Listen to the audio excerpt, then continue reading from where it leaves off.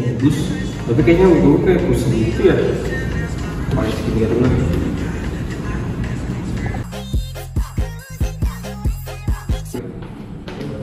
Mereka jajan, oh cowok pakai skincare. Gue pakai skincare. Ih, nggak maskulin banget sih. Gila, pusing banget sih semester 6 ini. Rasanya gue stres banget. Apa gue ngerokok aja kali ya? Gak ada salahnya kan perempuan ngerokok. Ngapain Dan? Si Tia itu ngerokok. Lihat deh, itu padahal pakai hijab dia. Serius? Kan bisa ngerokok. Oh itu? Iya. Kalian nanti habis lulus kuliah S1 ini mau pada mana? Oh? Gue sih mau langsung nikah aja ya jadi ibu rumah tangga. Enak banget dong kok. Gue sih kayaknya pengen anak aja deh. Anak lele. Anak lele. Keren-keren. Bagus juga. Kalau lo Fis? Kalau gue sih, gue tuh kayak pengen lanjut sekolah lagi biar gue jadi dosen. Ya, ngapain sih cewek kuliah tinggi-tinggi? Ujung-ujungnya juga di dapur kita Fis. Bener tuh. Ada Tia. Apa? Tinggi. Neng. Kiu. Neng. Sini dong. Apaan sih? Gak jelas. Halo Lulus Danten, kembali lagi bersama kita di Bincang Gender. Kira-kira Binder tuh apa sih Kak? Jadi binder kan tadi kita udah kasih tahu ya, binder itu singkatan dari bincang gender, dan tentunya kita akan bahas terkait gender yang ada di masyarakat. Iya nggak Kak? Dengar-dengar ini tuh salah satu tugas ya Kak? Bener nggak sih Kak? Iya, ini tuh kita buat karena tugas dari mata kuliah gender dan politik. Selanjutnya seperti apa sih Kak? Kalau menurut saya sih, kalau bincang gender ini pasti bakal membahas isu-isu sosial gitu ya Kak? Bener banget, jadi kita akan membahas isu-isu terkait gender antara perempuan dan laki-laki.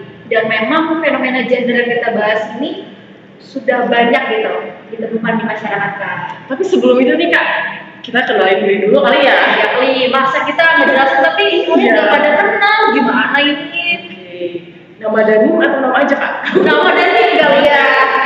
Ya, perkenalkan kalau aku Fiska Aisyah Malini dengan NIM 6670210103.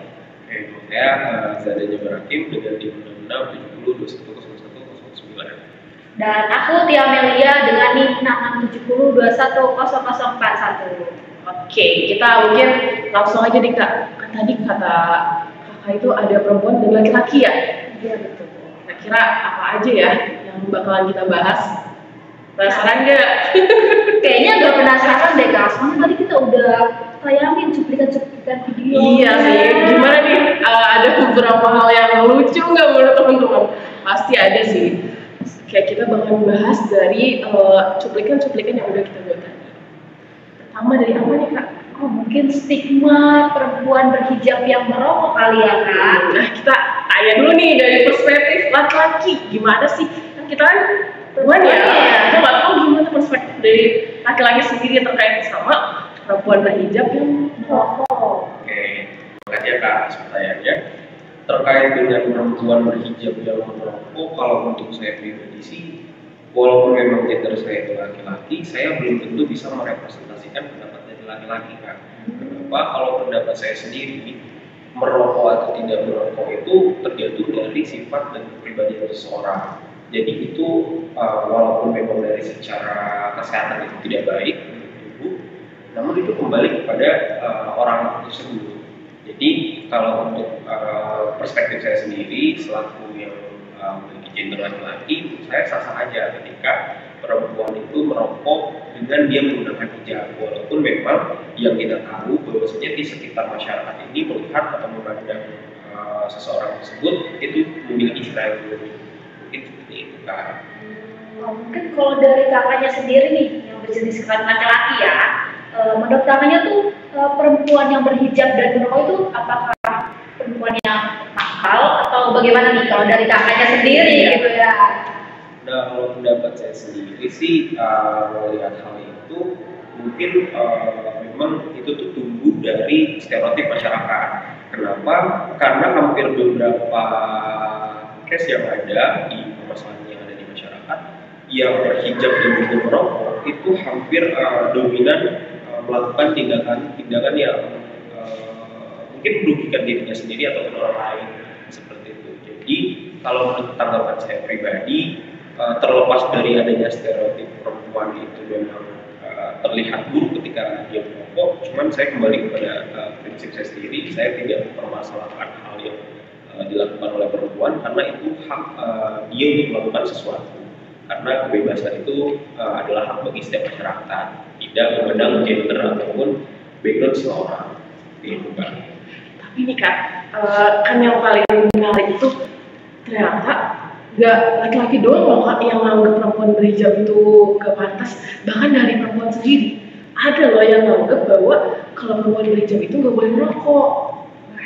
Kira-kira kenapa ya teman-teman bisa ada pemikiran kayak gitu? Nah, kalau menurut Kakak sendiri itu gimana kan? Kalau menurut aku ya, sebagai seorang perempuan, sebenarnya nakal atau tidaknya perempuan itu tidak dilihat dari dia merokok atau tidak. Karena kita nggak tahu nih alasan mereka ini merokok itu kenapa. Memang ada dengan penyaluran untuk stres ya, apalagi mahasiswa mungkin nggak asing lagi gitu, mahasiswa apalagi perempuan yang merokok, kayak itu berhijab atau tidak.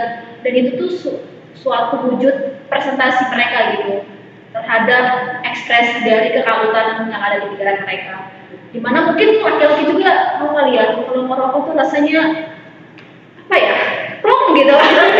Relax gitu, kayak semua masalah yang ada di otak kita tuh kayak hilang seketika ketika asik itu dikeluarkan. Jadi nggak ngaruh ya kan mau perempuan atau laki-laki berkerudung atau enggak terkait sama merokok itu sendiri. Iya. Mungkin kita langsung ke topik selanjutnya kali ya Kak. Apa sih Kak topik selanjutnya? Oke, topik selanjutnya yang bakal kita bahas di Bitter kali ini adalah bagaimana perspektif dari kita sendiri ataupun gambaran secara besar mengenai perempuan yang pulang malam itu selalu mendapatkan catcalling seperti itu. Mungkin bisa dijelaskan dari Kakak dulu mungkin ya. Perempuan pulang malam ya, apalagi di daerah perkampungan seperti saya tinggal di daerah perkampungan ya, mungkin beda kali ya dengan suasana di kota dan di perkampungan, di mana ketika perempuan pulang malam atau apalagi dia masih gadis gitu ya, belum nikah, pasti masyarakat tuh menganggap bahwa dia ini adalah perempuan yang nakal gitu, entah disebutnya tuh kayak jablay gitu. Jablay itu bukan jarang dibelah ya. Kamu tuh Pak. Ya gitu deh. Oke. Dan itu tuh menurut aku enggak semua perempuan yang pulang malam itu dapat dikatakan sebagai perempuan yang nakal, karena kita nggak tahu nih perempuan ini atau dia ini melakukan pulang malam karena kerja atau apa gitu. Karena kan banyak ya sekarang tuh perempuan yang bekerja apalagi di daerah industri, dan itu mewajibkan mereka ada yang shift sehingga pulang malam teman-teman. Jadi menurut aku sih perempuan yang pulang malam itu tidak memiliki makna yang negatif, dan kemudian dihubungkan dengan adanya catcalling ya. Itu tuh menurut aku lebih bagaimana masyarakat ya, terutama laki-laki itu memandang perempuan itu sendiri gitu. Jadi harusnya catcalling itu berdasarkan diri pribadi si laki-lakinya gitu, memandang si perempuan tersebut. Kadang kita udah berpakaian rapi, longgar, tetap aja di catcalling, dan itu tuh gimana gitu. Itu tuh dari kesadaran laki-lakinya sih. Menurut aku sih gitu Kak. Setuju banget Kak. Nah menurut saya sih nggak ada bedanya Kak di desa ataupun di kota, karena kalau menurut saya sendiri di kota pun kalau perempuan pulang malam kayak masih dianggap gak wajar, padahal kan kita nggak tahu ya, paling mungkin bisa jadi pulang kerja atau habis dari rumah saudaranya mungkin gitu, kayak apa nggak selalunya perspektif negatif. Sujan mulu. Apalagi catcalling, nah itu tuh juga siap-siap juga bisa tau kan di catcalling. Ternyata ya, gimana nih laki-laki? Kalau menurut saya ya Kak, kalau terkait catcalling itu sendiri itu tentang benar yang kata kakak tadi sih, kayak pengelolaan sumber daya manusianya, gimana caranya biar bisa nge-treat baik perempuan atau laki-laki dengan baik gitu tanpa adanya catcalling itu sendiri. Setuju nggak Kak? Kalau setuju atau enggak, sebenarnya saya punya tanggapan pribadi ya. Boleh. Kenapa? Karena based on the story, saya juga pernah melakukan catcalling. Karena ini biar saya klarifikasi ya. Catcalling yang saya lakukan itu terhadap orang yang kenal dengan konteks bercandaan. Dan itu sebenarnya kalau ngomongin catcalling itu masuk kejahatan atau tidak, memang sudah diatur dan undang-undang juga terkait dengan kejahatan dan catcalling itu sendiri. Cuman ini hanya perubahan atau perbedaan budaya masyarakat, katakanlah kota dan budaya masyarakat di desa atau di perkampungan itu berbeda. Jadi konteks catcalling ini selalu disalahartikan dengan sisi keburukannya saja. Padahal memang catcalling ini beberapa case ditemukan bahwasanya mereka itu melakukan itu karena ada orang itu mengenali orang yang di-catcalling itu. Jadi dalam unsur kejahatan sih itu mungkin dari berbagai perspektif mungkin ada, tapi kalau dilihat dari mereka si pelaku yang melakukan catcalling ataupun si korban di catcalling itu merasa seperti bercandaan kalau untuk di perkotaan. Mungkin itu perbedaan budaya aja sih. Mungkin aku simpulin ya Kak, berarti tapi ya teman-teman kalau misalnya saling kenal itu kayaknya itu bukan proses catcalling deh, itu kan kayak konteksnya bercanda karena tahu lucu sama lucu Kak. Kalau itu sih menurut saya nggak apa-apa ya Kak, itu nggak termasuk catcalling. Nah kalau catcalling itu kalau menurut perspektif saya itu sifatnya disturbing, kayak mengganggu gitu, yang di catcalling nggak suka dan nggak apa-apa sekali Kak, nggak menganggap itu sebagai sebuah bercandaan. Nah gitu sih Kak. Lalu selanjutnya kita akan membahas mengenai laki-laki yang pakai skincare. Tuh, Menurut kalian sendiri gimana nih tanggapan laki-laki skincare, apalagi joget-joget TikTok itu Kak? Gimana itu? nah kalau aku sendiri ya Kak, perbedaan antara perkembangan zaman itu pasti ada aja ya Kak. Apalagi kita dari udah menghadapi modernisasi yang banyak sekali. Tapi meskipun kayak gitu, pasti tetap aja ada perspektif orang yang menganggap ngapain skincarean laki-laki, nggak maskulin banget. Tapi sebenarnya skincarean itu tuh bukan menandakan perspektif antara maskulin atau feminin tahu, karena baik perempuan atau laki-laki sebenarnya skincare itu butuh sebagai perlindungan untuk kulit ataupun untuk dari badan kita sendiri. Nah, dan gak ada masalahnya juga sih kalau misalnya terkait skincare itu sendiri. Kalau menurut saya sih Kak, kalau kakak sendiri gimana nih Kak? Nah, ini ngomongin soal skincare Iya. lagi. Oke. Kalau menurut pandangan saya sendiri terkait dengan yang selalu memiliki gender laki-laki, untuk laki-laki yang menggunakan skincare itu sah-sah aja. Kalau menurut saya pribadi, karena laki-laki ini nggak semuanya ketika dia memakai skincare itu wujud dia dalam melindungi atau merawat badannya sendiri. Karena dari perawatan itu mungkin dianalogikan ke masyarakat luas, bahwasanya tidak jauh berbeda dengan bermake up seperti itu. Mungkin itulah salah persepsi masyarakat yang ini juga menimbulkan hal ini melahirkan sebuah perspektif baru yang nantinya ada stereotip laki-laki itu tidak boleh berdandan seperti itu. Padahal konteksnya berbeda antara laki-laki yang berdandan dan juga melakukan kegiatan skincare seperti itu Pak. Iya, itu kan berarti masuk ke ekspresi gender ya Kak. Nah, kalau Kak setuju nggak nih soal pendapat kita berdua nih Kak?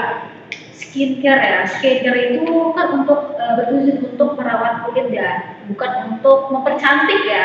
Karena skincare itu fungsinya juga beda untuk kesehatan, bukan untuk makeup seperti yang saya pakai ini. Dan saya juga setuju nih dengan kakak-kakak yang di sini nih, bahwa nggak masalah kok laki-laki pakai skincare, karena yaitu untuk melindungi tubuh mereka sendiri gitu kan, merawat, apalagi orang Islam gitu kan, merawat tuh bagus banget gitu, merawat tubuh dengan baik, apalagi kan untuk kesehatan. Jadi nggak berpengaruh gitu dia maskulin atau feminin, karena memang skincare itu sekarang kan udah menjadi kebutuhan gitu ya. Dan kita bisa lihat orang-orang Korea gitu ya, laki-laki yang ada di sana tuh udah terbuka banget pikirannya, masyarakat di sana udah terbuka bahwa yang membutuhkan skincare itu gak cuma perempuan loh, tapi laki-laki juga butuh loh. Tuh, aku tahu nih Kak, berarti itu sebenarnya nggak ada yang masalah ya Kak dari ekspresi gender, baik skincare ataupun make up juga sebenarnya nggak masalah ya Kak, selagi nggak mengganggu orang lain, ya kan Kak? Adalah suatu bentuk wujud ekspresi mereka. Iya, betul. Nah, kira-kira selanjutnya tuh aku sih Kak ngebahas apa? Nah, ini buat topik terakhir dari kita, mungkin semua penonton ada sedikit kecewa, tapi nggak apa-apa, nanti kita bakal mengulas ini dan yang terakhir nih, insya Allah kita bakal jelaskan lebih lengkap dan lebih menarik lagi buat teman-teman guys. Masa sih kak? Yang boleh tahu enggak, tapi nggak apa lah. Enggak. Oke, satu lagi nih pertanyaan yang kita banget sebagai representasi wanita perempuan bingung terkait kenapa sih perempuan di pandangan masyarakat sampai sekarang ini masih kayak nggak boleh gitu memiliki cita-cita yang tinggi. Kalau kakak sendiri gimana? Sebenarnya balik lagi ini adalah konsep dari masyarakat yang patriarki. Kenapa konsep dari patriarki ini lebih menunjukkan salah satu gender? Kalau kita lihat dari dasar data yang ada melalui dari IDG atau Indeks Development Gender, itu keterwakilan perempuan dari beberapa segmentasi bidang itu sangat minim sekali kak. Kenapa? Karena dari data itu kita tahu bahwasanya masyarakat yang ada itu masih menganut sistem patriarki, dan ada juga beberapa case yang ditemukan terutama pada di ranah lokal ya kak. Di sana itu masih banyak yang punya anak laki-laki dan perempuan lebih mementingkan anak laki-lakinya daripada anak perempuannya untuk mengikuti sekolah sampai jenjang yang sangat tinggi. Kenapa? Karena pemikiran mereka berpikir bahwasanya perempuan ini nanti akan ikut dengan suaminya seperti itu. Jadi tidak diperlukan cita-cita ataupun pendidikan yang tinggi karena nanti bakal dibawa sama calon suaminya. Seperti itu kak. Padahal kalau menurut saya juga disamakannya begitu dari perspektif kakaknya memandang bahwa memang hal seperti itu hadir karena adanya perspektif tradisional yang sudah lama sekali nih mengangkat. Kakak sendiri gimana? Ya saya juga setuju ya sama kedua teman-teman saya yang kayak ini bahwa memang adanya pembatasan perempuan dalam meraih cita-cita itu nggak jauh-jauh dari akibat dari patriarki, di mana perempuan identik dengan kasur, dapur. Iya. Padahal nyatanya di zaman sekarang ini banyak sekali perempuan yang bahkan menjadi kepala rumah tangga juga. Kita Wanita independen. ya aspirasi kita juga dibutuhkan dalam politik, dalam segala bidang ya. Tapi kalau dari tradisional saya pernah dengar orang yang ngomong kalau perempuan itu seukur ngelayanan, ngelayanan suami, nanti benar-benar surga. Gitu. Itu Pemikiran-pemikiran itu harus diubah sebenarnya. iya benar sih. Karena kalaupun berbakti sama suami, nggak harus kita berdiam diri di rumah aja gitu kan? Bukan berarti kalau ketika kita meraih cita-cita kita, bukan berarti kita Kita meninggalkan nggak kewajiban kita sebagai istri, benar nggak? Nah, benar itu nggak ada pengaruhnya sama sekali. Maksudnya nggak ada keterkaitan sama sekali sih. Iya, nggak ada deh itu. Surga dan neraka itu Allah menentukan. Betul. Nah, seru banget ya Kak. Binder kali ini bincang gender. Padahal ya udah cepet ini banget ya. Kita kerasa banget kok masih pengen berbincang lagi. Ya, kayak kurang gitu ya tadi tuh. Tapi karena keterbatasan waktu. Nah, mungkin itu kita bakalan mengakhirinya di sini aja nih Kak. Oke, ada kata-kata sebelum kita mengakhiri ini Kak? Semoga kita dapat nilai A. Amin. Dari kakaknya? Pokoknya hasil yang terbaik deh buat tugas kita kali ini. Kalau dari saya sih mungkin kita minta maaf juga nih kalau kita ada salah kata ataupun yang nggak sepantasnya kita lakukan. Nah, terus juga mungkin dari kita juga berharap kita dapat nilai A. Tapi semoga teman-teman juga dapat manfaat baik dari video ini. Dan pengetahuan serta yang paling utama adalah kesadaran mengenai perspektif gender yang ada di masyarakat. Terima kasih teman-teman. See you.